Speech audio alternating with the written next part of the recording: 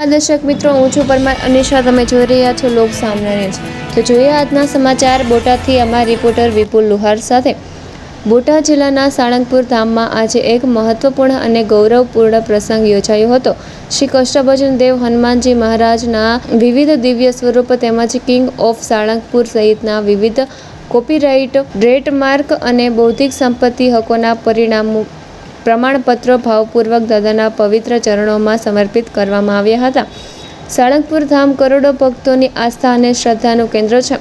ધામની આધ્યાત્મિકતા, ઓળખ, ગૌરવ અને સાંસ્કૃતિક વારસાનું સંરક્ષણ થાય તેમજ ભાવિ પેઢીઓ સુધી તેની વિશેષતા જળવાઈ રહે તે હેતુથી વિવિધ બૌદ્ધિક સંપત્તિ હકોની નોંધણીઓ પ્રાપ્ત કરવામાં આવી છે.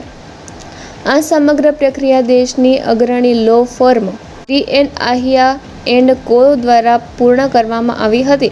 મંદિરના કોઠારી વિવેક સ્વાગત સ્વામીએ જણાવ્યું હતું કે ભારતની આધ્યાત્મિક અને સાંસ્કૃતિક ધરોહરને આધુનિક કાયદાકીય સુરક્ષા આપવી એ સમયની જરૂરિયાત છે અને દાદાના આશીર્વાદથી આ દિવ્ય વારસાના સંરક્ષણ અને સંવર્ધનનું કાર્ય સતત આગળ વધતું રહેશે. આ અંગે વધુ માહિતી આપી રહ્યા છે કોઠારી વિવેક સાગર સ્વામી. જય શ્રી સ્વામિનારાયણ. જય કષ્ટભંજન દેવ. આજે શ્રી સાળંગપુર ધામ એ સમગ્ર વિશ્વના ફલક ઉપર કરોડો ભક્તોની આસ્થા, શ્રદ્ધા અને ભક્તિનું કેન્દ્ર બની રહ્યું છે. ત્યારે અહીંયાના કિંગ ઓફ સાળંગપુર હનુમાનજી મહારાજ તેમજ નિજ મંદિરમાં બિરાજમાન શ્રી કષ્ટભંજન દેવ એ દરેક ભક્તોના હૃદયની અંદર એક આગવું સ્થાન ધરાવી રહ્યા છે. અહીંયા ભક્તિ, ભાવ, સેવા પરંપરા એ ખૂબ જ દેદીપ્યમાન અને દિવ્ય છે.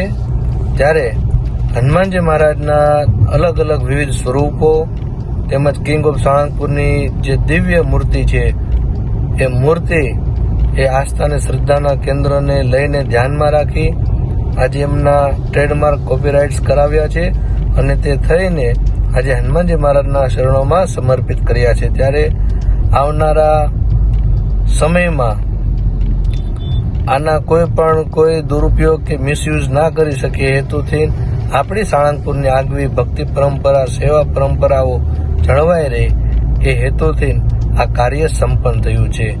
જય સ્વામિનારાયણ. જય કષ્ટભંજન દેવ. તો ફરી મળીશું એક નવા સમાચાર સાથે. ત્યાં સુધી જોતા રહો લોક સામના ન્યૂઝ.